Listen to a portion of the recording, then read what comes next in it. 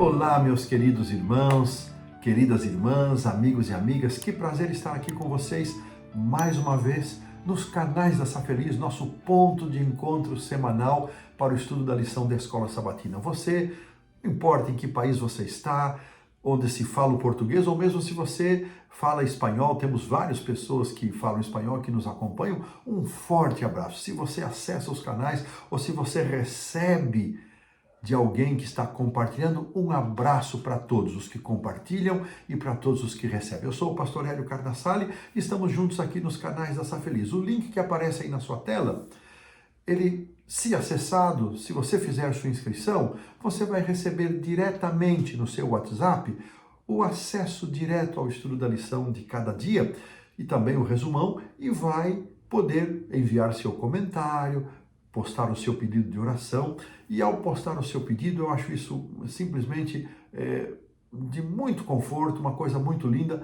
Além da Safeliz manter uma equipe de intercessores, nós também nos tornamos uma família intercessora, orando uns pelos outros. Como é bom saber que o meu irmão ora por mim e que vocês tenham certeza também que eu oro por vocês. Eu procuro ler todos os dias as postagens, as pessoas que escrevem, os pedidos de oração, para que eu possa apresentá-los a Deus. Assim nós seguimos orando uns pelos outros e isso nos fortalece muito. E não deixe de compartilhar. Eu sei que há pessoas que compartilham com 500, com 1000 pessoas e estas, de outra forma, não receberiam o conteúdo. Portanto, nós nos sentimos muito felizes com estas ações de oração, de compartilhamento. Nós estamos avançando já no estudo do livro de Josué, a essa altura, a lição, lições de fé no livro de Josué.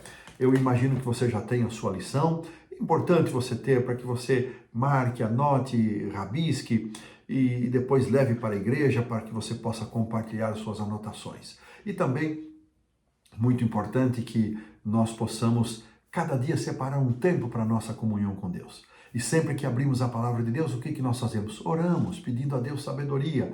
É o que temos feito aqui cada vez que nós iniciamos a lição e todas as vezes que nós terminamos o estudo, fazemos uma oração e silenciosamente, quando eu estou apresentando a lição, quando eu termino um dia, eu sempre peço, Senhor, me abençoa para mais um dia na passagem. Faço isso silenciosamente. Não é possível fazer várias orações ao longo do estudo da lição, mas pode estar certo que eu sempre estou apresentando a lição em espírito de oração.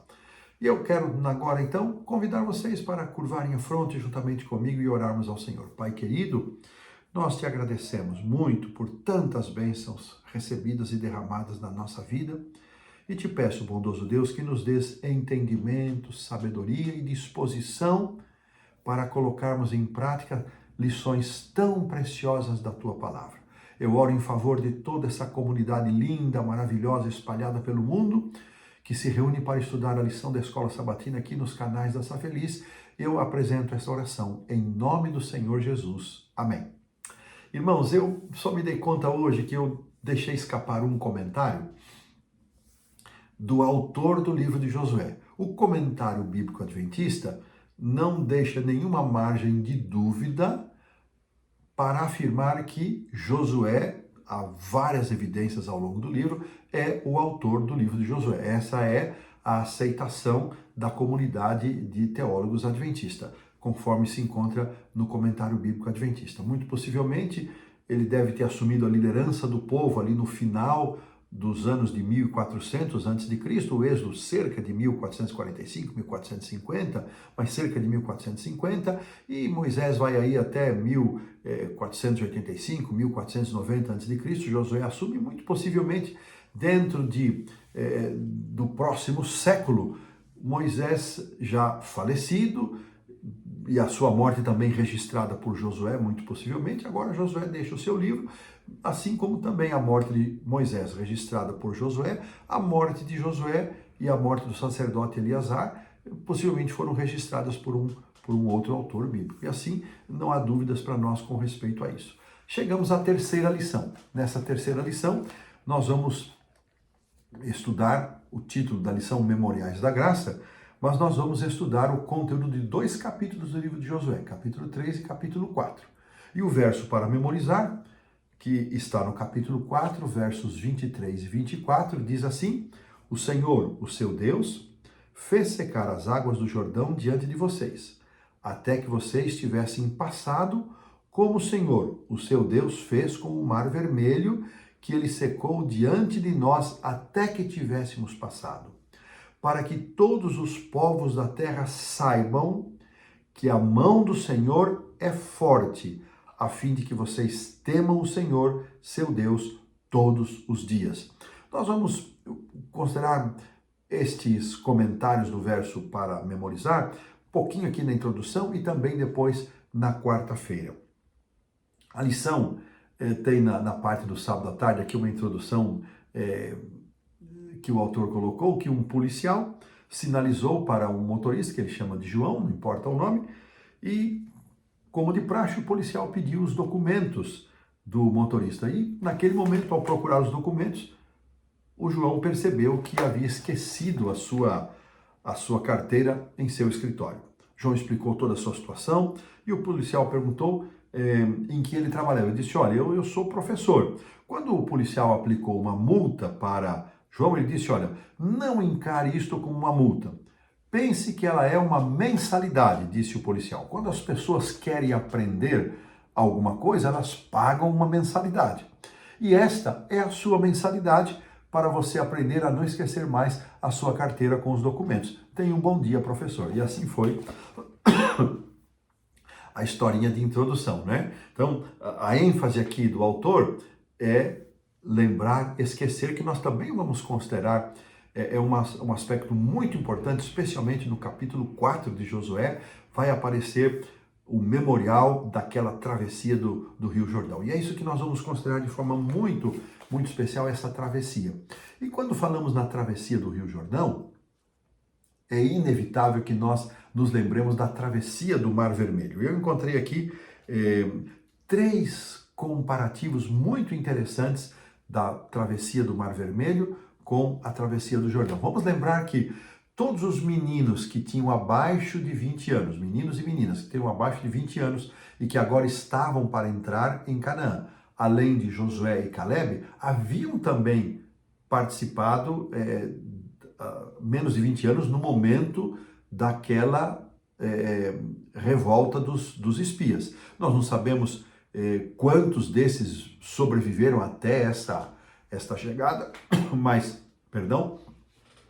mas aqueles que tinham de 20 anos para cima, todos morreram no deserto. Não sabemos quantos daqueles que tinham menos de 20 anos chegaram até esta nova oportunidade, como vimos na semana passada, a segunda chance, né, a nova oportunidade. Mas, primeiro, o ato foi um ato maravilhoso. Isso está registrado em Êxodo 15:11, no Cântico de Moisés, e também em Josué 3:5, quando Deus pede para que ele se santificasse, porque o Senhor ia fazer maravilhas. Os dois falam de água como um muro. Na minha versão aqui, que é a Almeida Revista Atualizada, segunda edição, fala água como um montão, é uma barreira de água. Os dois relatos falam isso. E terceiro, eles fazem que isso está em Êxodo 15:11 também no Cântico de Moisés e no Josué 3:16. E os dois relatos fazem questão de enfatizar que eles passaram o mar e o rio com os pés enxutos, com os pés secos. Êxodo 14:24 e Josué 3:17. 3 comparações interessantes. Maravilha, montão, barreira de água, um muro de água, pés secos.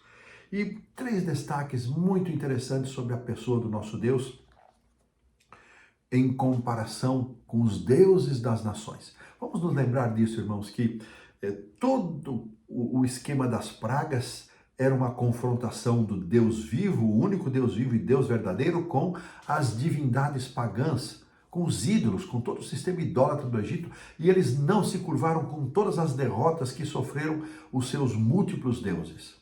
E aqui, mais uma vez, Deus vai se apresentar como um Deus vivo, um Deus poderoso, e ele se apresenta como o Senhor de toda a terra. Esse destaque aparece em Josué 3:13. Aparece também o destaque como um Deus vivo que proporciona vitória ao seu povo, Josué 3:10. E aparece também com a figura da arca, que nós vamos falar um pouquinho sobre ela, vamos falar mais sobre ela aqui na lição de domingo, mas a figura da arca também demonstra um Deus santo e a manifestação desta santidade de Deus simbolizada ali pela arca, onde no santuário, no tabernáculo, Deus demonstrava esta santidade através da Shekinah, da sua glória visível. Então, são algumas considerações iniciais para que nós possamos, então, desfrutar dessa lição maravilhosa e desta maneira colocamos um ponto final na lição do sábado à tarde. Avançando para a lição de domingo, que tem como título Cruzando o Jordão, nós vamos considerar o capítulo 3, versos 1 a 5. E é interessante notar que logo no versículo 3 e em vários outros versículos do próprio capítulo 3 e do capítulo 4, a arca é mencionada num total de 16 vezes. E ela aparece, sendo a primeira no 3:3, aparece como Arca da Aliança do Senhor 5 vezes, Arca da Aliança outras 5 vezes, Arca do Senhor 3 vezes, Arca, simplesmente Arca 2 vezes e Arca do Testemunho 1 vez. É muito interessante que estas 16 menções à Arca, elas têm um profundo significado, porque o povo de Israel estava acostumado com a arca como sendo o móvel mais importante, a peça mais importante do tabernáculo do santuário, onde apenas o sumo sacerdote tinha acesso visual a ela uma vez ao ano, no dia da expiação. A presença da arca agora na travessia do Jordão, algo que não aconteceu lá na travessia do Mar Vermelho, era extremamente significativa. Isso era um apontamento e tinha um profundo significado, indicando que a arca e os preparativos solicitados para atravessar o Jordão eram um lembrete ao povo de Israel que eles iriam entrar em Canaã na maneira e no tempo designados por Deus. A conquista seria bem-sucedida apenas se eles seguissem a vontade e o cronograma de Deus. É o que vimos no capítulo 1. Várias vezes Deus, não se aparte do livro, não se aparte do livro. O Senhor entraria, a presença da arca indicava que o Senhor entraria em Canaã à frente dos israelitas como aquele que iria liderar a conquista e confirmar as promessas feitas. Isso é realmente muito lindo, muito significativo. O versículo 5, vou pedir para a produção colocar aí, por favor. 3:5. Disse Josué ao povo: santificai-vos, porque amanhã o Senhor fará maravilhas no meio de vós. Irmãos, duas palavras em destaque aqui. Vou começar pela segunda, porque eu já fiz menção dela no sábado à tarde. A palavra maravilha, a mesma palavra que acontece em relação à travessia do Mar Vermelho, essa expressão maravilha. Mas a outra palavra é o santifiquem-se, santificai-vos. Aqui a lição nos diz que esse termo, traduzido desta maneira, se refere a um processo de santificação, indicava um processo semelhante àquele que os sacerdotes seguiam antes de iniciarem o seu serviço no santuário e que o povo de Israel também realizou antes da revelação de Deus no Sinai, antes de Deus proferir as 10 palavras. Essa consagração, olha que interessante, envolvia abandonar pecado e remover impurezas rituais. Irmãos, olha que lição profunda para nós. Nós devemos procurar ser um povo santo, nós devemos procurar a santidade. Isso não significa superioridade, não significa senso de superioridade a ninguém, mas significa uma introspecção, uma análise da nossa vida pessoal, de confissão, de arrependimento, de remoção de pecados pela graça e pelo poder do Espírito Santo dado a nós. E terminando a lição aqui do domingo, o autor fez um destaque muito interessante, que o milagre da travessia do Jordão iria provar aos israelitas que a promessa do Senhor de expulsar os povos da terra prometida era digna de confiança. Se Deus era capaz de garantir a passagem pelo Jordão, também poderia conceder todo o território que estaria à frente deles. Que pensamento solene. Irmãos, Deus também, Ele promete seguir conosco em nossa caminhada.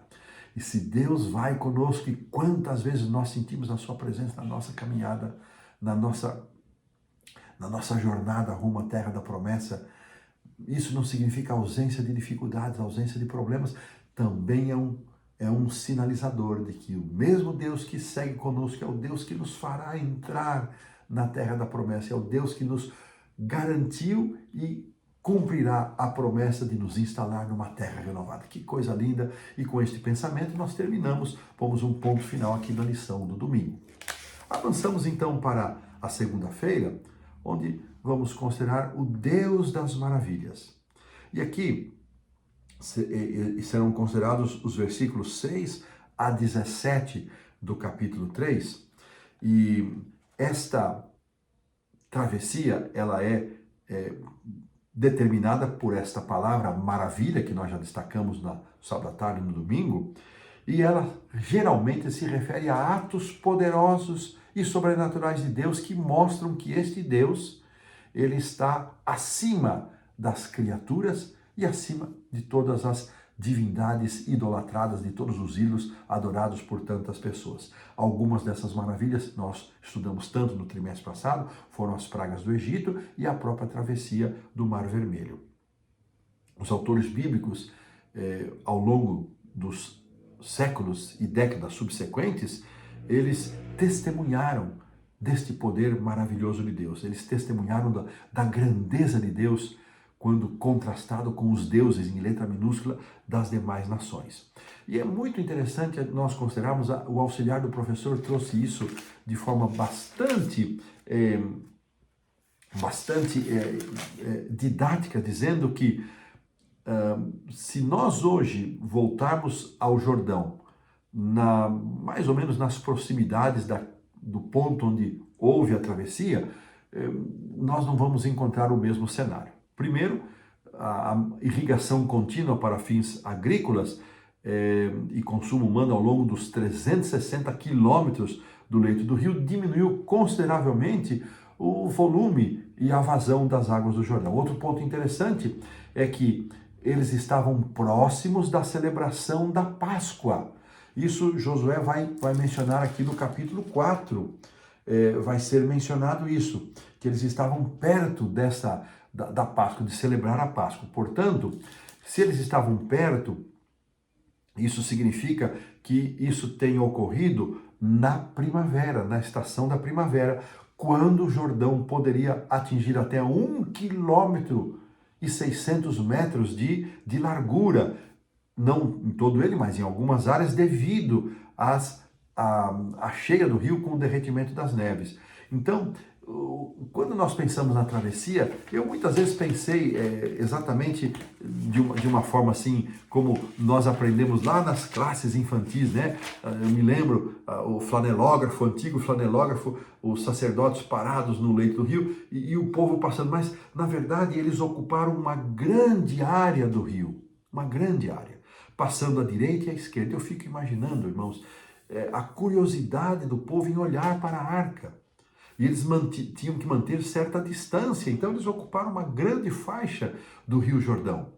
E isto não deixou também de ser um aspecto, um ponto, né? um destaque desse Deus maravilhoso que nós já mencionamos. Assim que essa travessia, Ellen White faz aqui um comentário bastante interessante nessa parte dos comentários de Ellen White. Eu quero então aqui reproduzir para vocês o que ela escreveu a respeito, dizendo o seguinte: ela chama a travessia do Jordão de um milagre maravilhoso realizado em favor dos israelitas e que aumentou grandemente a fé daquele povo.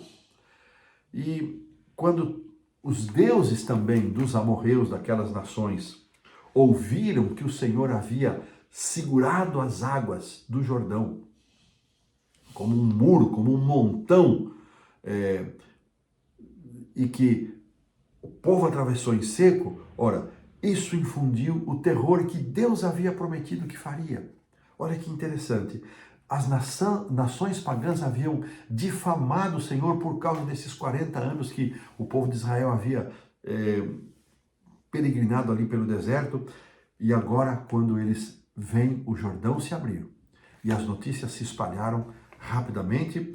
Então, quando eles souberam que os hebreus haviam cruzado o Jordão em terra seca, então já não cabia mais ações de ridicularizar o povo, só coube o temor e o espanto da parte de Deus naquela gente. Assim que a travessia do Rio Jordão, como a travessia do Mar Vermelho, foi uma maravilha, foi um ato divino que aumentou grandemente a fé daquele povo e engrandeceu também Josué como líder, que nunca se envaideceu e nunca se ensoberbeceu desta grandeza que Deus efetuou por meio dele. Isso é uma lição para todos os líderes. Jamais deveríamos, no contexto espiritual, irmãos, imaginar que conquistas e vitórias da nossa igreja, da nossa organização são tributadas a homens. Homens são instrumentos. Deus é quem efetua. Deus é quem realiza as grandes coisas na sua igreja e é Deus quem realiza as maravilhas na minha vida. Temos reconhecido as maravilhas que Deus tem efetuado na minha vida, na sua vida, na nossa igreja? Que Deus nos abençoe para que tenhamos um coração reconhecido e grato a Deus pelas muitas bênçãos, pelas muitas maravilhas que Ele opera em nosso favor. E desta maneira, colocamos um ponto final na lição da segunda-feira. Avançando então para a lição da terça-feira, já entraremos também agora no capítulo 4 de Josué, onde o autor trouxe o título Lembre-se, lembre-se. E agora vamos chegar aqui a um ponto em que nós vamos nos deparar, mais uma vez, a arca em destaque, mas houve uma ordem interessante, e nessa ordem o autor vai se deter aqui na terça e na quarta-feira, de forma especial, que foram as pedras retiradas do leito do rio, próximo de onde estavam parados os sacerdotes. Cada príncipe de uma das 12 tribos de Israel retirou uma pedra para que um altar fosse feito próximo à cidade de Gilgal, e esse altar erigido fosse um memorial, um lembrete de que Deus havia feito o povo passar em seco, com os pés enxutos. O autor da lição dá ênfase, e Josué dá ênfase, como Moisés deu ênfase, que o povo passou em seco. Não houve lama, não houve água molhada debaixo dos pés. Passaram em seco o Jordão, como haviam passado em seco o Mar Vermelho. E esta palavra, esse termo sinal, normalmente ele está associado também à palavra maravilha, que nós já destacamos. E isso também pode se referir a um símbolo, um sinal externo. Nós temos na Bíblia alguns deles: o arco-íris, o sangue lá na porta, o sábado, todos são chamados de sinais. E em Josué 4, o sinal é um memorial que deveria ser transmitido, a lembrança do fato da travessia devia ser transmitida de geração em geração, como um milagre contado dos pais para os filhos.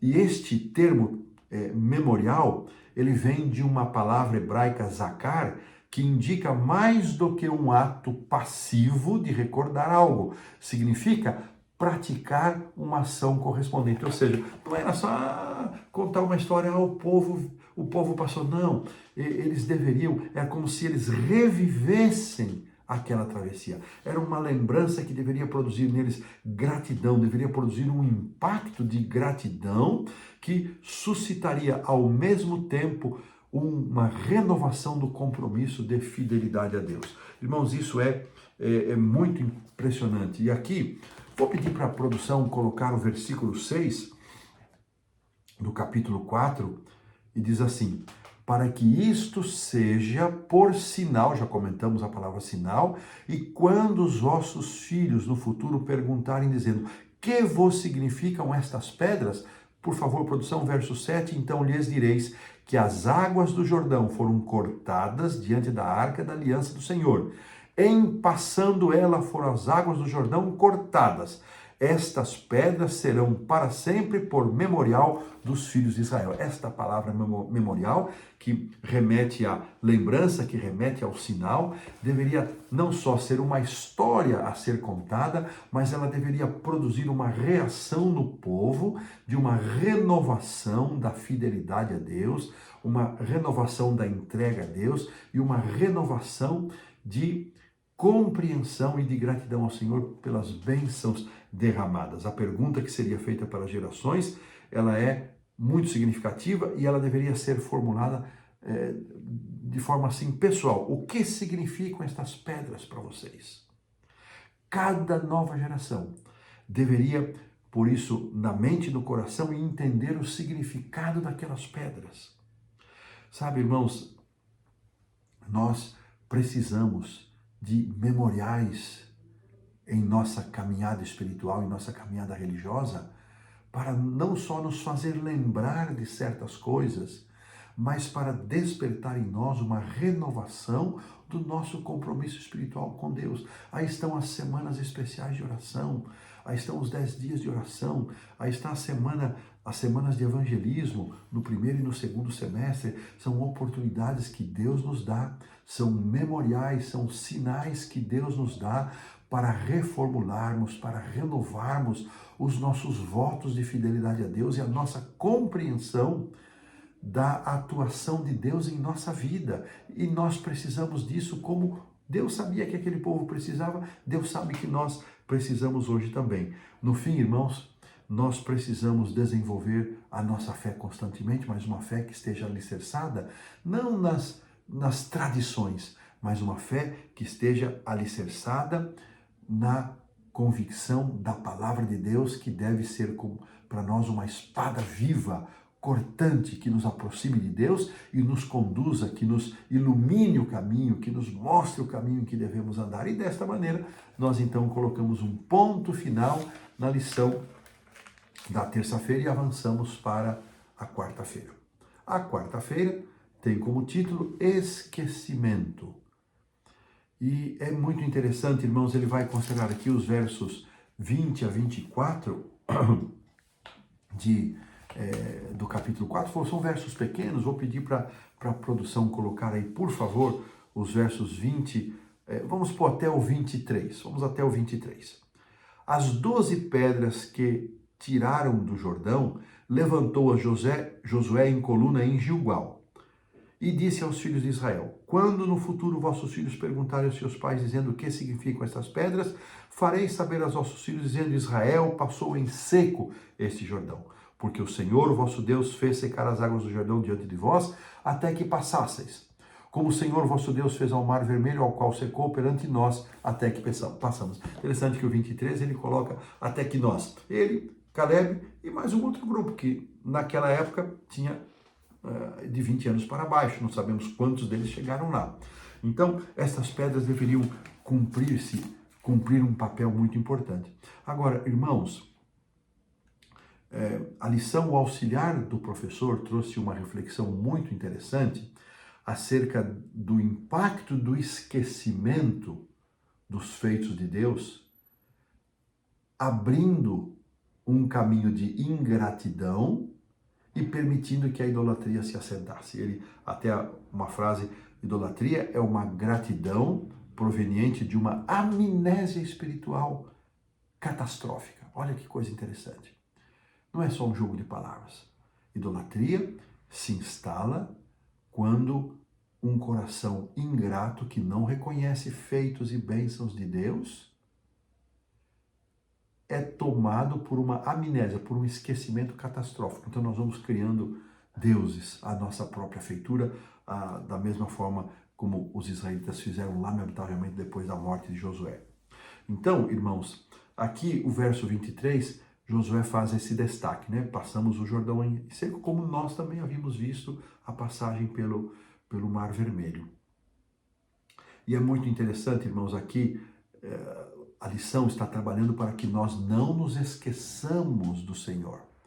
Mas vale aqui um comentário de que quando Deus se lembra, não é porque ele se esquece, é só uma forma de expressão, quando Deus se lembra, quando aparece essa expressão, normalmente isso ocorre com Deus agindo favoravelmente em favor do seu povo. Agindo favoravelmente em favor do seu povo.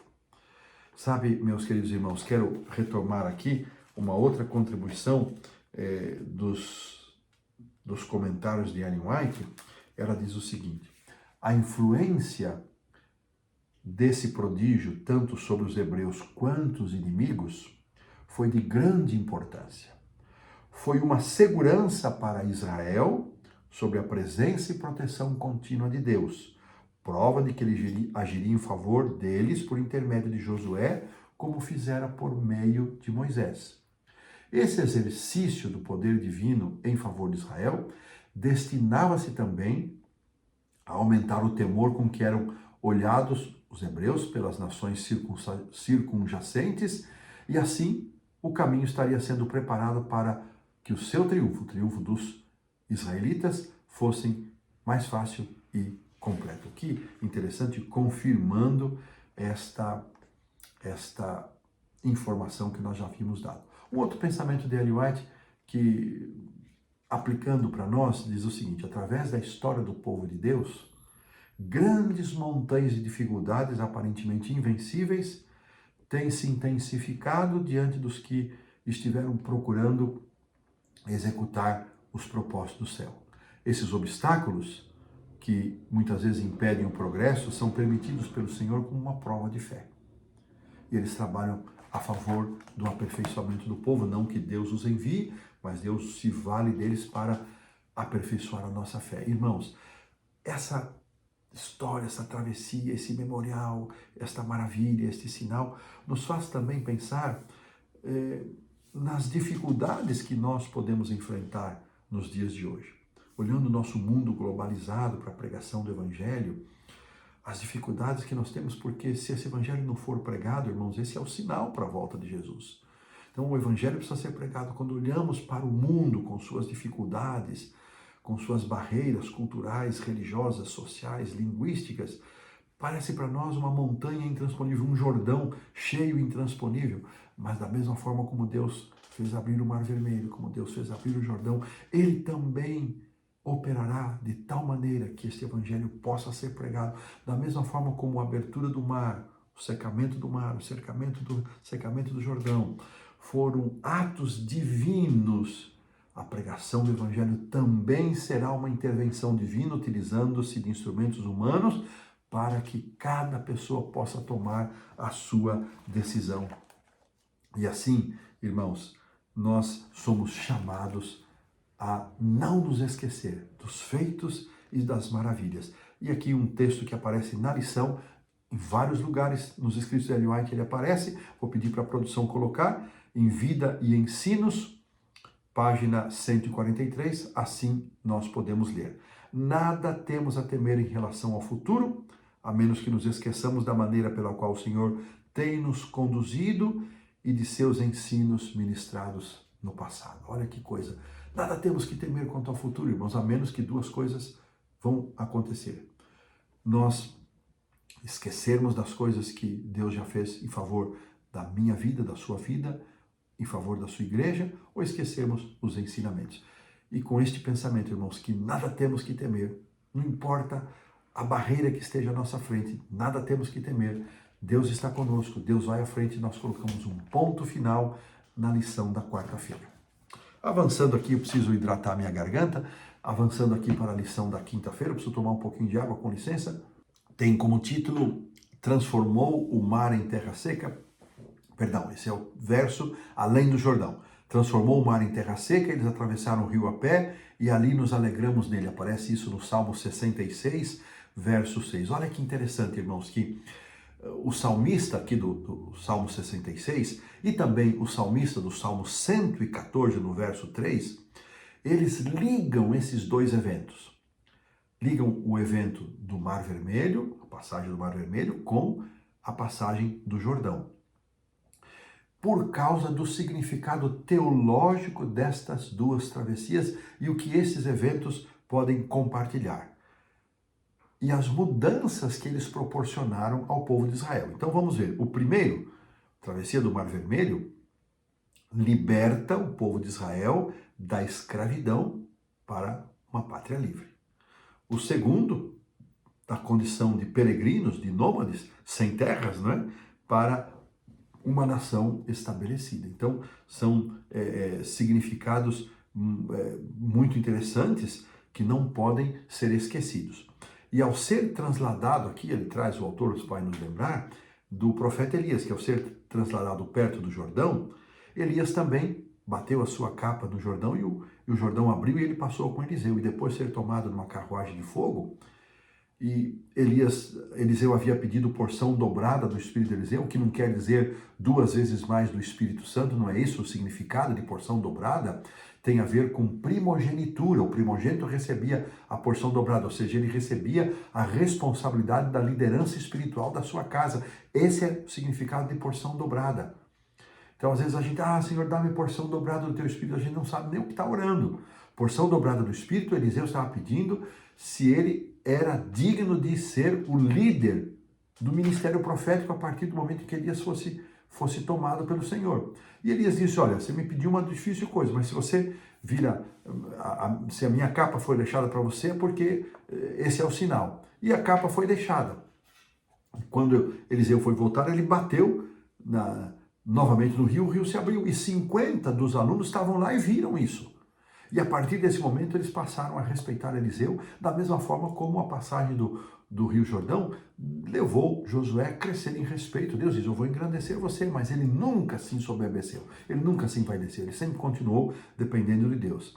E um aspecto muito interessante que eu gostei, aqui abaixo da pergunta 6, o autor vai fazer uma relação do ministério de Jesus com o Jordão. O representante de Israel, ele seguiu o padrão da história. Jesus passou pelas experiências do Mar Vermelho e do Jordão. Ele foi chamado para fora do Egito, quando o perigo que conduziu à morte de Herodes havia passado, a matança dos pequeninos. Então ele foi chamado para fora do Egito. Segundo a semelhança, ele foi batizado no Jordão e passou ali aqueles 40 dias, semelhante aos 40 anos que o povo de Israel havia peregrinado naquele deserto. Então, fatos da vida de Jesus que se conectam com a história, e eu achei isso muito bonito, não havia nunca imaginado isso. E mais tarde diz aqui o autor, o doutor Pastor Barna, que Hebreus 3 e 4, Hebreus, não Josué, reconhece o significado simbólico da travessia do Jordão e apresenta a entrada de Canaã como um prenúncio do descanso da graça em que nós cristãos um dia entraremos pela fé. Muito lindo, muito bonito, que merece aqui um destaque no final da lição da quinta-feira, e desta forma colocamos um ponto final na lição da quinta-feira. Avançamos então para a sexta, e eu vou pedir que a produção coloque, por gentileza, o comentário de Ellen White, que aparece no Comentário Bíblico Adventista, no volume 2, página 1096, que é o primeiro parágrafo da lição da sexta-feira, e diz assim: estudem cuidadosamente as experiências de Israel em sua viagem para Canaã. Estudem o 3º e 4º capítulos de Josué, que é justamente a lição desta semana, que registram o preparo deles para cruzar o Jordão e sua passagem pelo rio para entrar na terra prometida. Precisamos manter a mente e o coração preparados mediante a renovação da memória com as lições que o Senhor ensinou ao seu antigo povo. Uma exortação de Ellen White para nós mantermos nossa memória ativada e o nosso coração preparado para as lições ensinadas nessa porção da Bíblia. Assim fazendo, os ensinos da sua palavra serão para nós sempre interessantes, impressivos, como ele desejava, como Deus desejava que fossem também para o povo de Israel, com aquelas 12 pedras servindo de sinal e de memorial. Depois, ela faz, eu não vou ler, não vou pedir para a produção colocar, mas ela diz que o Israel moderno, se referindo a nós como igreja, nós estamos em maior perigo de nos esquecermos de Deus e sermos levados para a idolatria do que esteve o antigo povo de Deus. Irmãos, e se eles que estiveram em grande perigo e foram para a idolatria, e se nós estamos em perigo maior, será que nós já não estamos praticando algum tipo de idolatria na nossa vida pessoal, na nossa igreja? Para a gente pensar, sem julgamento, sem condenações. Então, Deus advertiu ao seu povo que se guardasse da idolatria, e essa advertência serve para nós hoje, para que nós nos desviemos de tudo aquilo que vem ocupar o lugar de Deus, como sendo o único merecedor do amor que deve exprimir-se em nossa vida de todo o nosso coração, de todo o nosso entendimento, de toda a nossa força, e como resposta Deus prometeria, como recompensa desta resposta nossa, Deus nos abençoaria abundantemente. 3 perguntas para consideração, e eu vou ficar com a segunda. Como evitar o esquecimento espiritual? Como evitar? Por mais importante que seja desenvolver um relacionamento contínuo com Deus, e não basear toda a nossa jornada cristã em poderosas experiências do passado, como usar essas experiências para nos lembrar a forma como Deus tem trabalhado em nossa vida? Não podemos depender só daquilo que aconteceu no passado conosco, na nossa vida. Temos que renovar isso. Mas como podemos usar essas experiências a nosso favor? Isso é realmente uma pergunta para nós refletirmos. Eu não posso ter a minha vida apenas baseada naquilo que foi os meus primeiros anos de fé, a fé viva, crescente, e não posso, ao mesmo tempo, esquecer o que Deus fez. Então, como equilibrar isso? Que Deus nos ajude a termos respostas apropriadas para isso. E desta maneira, encerramos a lição de número 3. Eu convido você a uma palavra de oração. Ó Deus bendito, Pai querido, graças te damos por mais uma lição repleta de tantas bênçãos. Que o Senhor nos dê um coração grato, que nós possamos nos lembrar sempre das tuas maravilhas, que jamais nos esqueçamos que o Senhor vai à frente do teu povo nesta caminhada e que da mesma forma como a arca representava a tua presença, como garantia de que o Senhor iria travar as batalhas, que a tua palavra nos seja um sinal, um memorial de que o Senhor vai travar as nossas batalhas até nos conduzir nos portais da eternidade. Fica conosco, abençoa-nos em nome do Senhor Jesus. Amém. Forte abraço, que Deus os abençoe a todos. Até a próxima semana.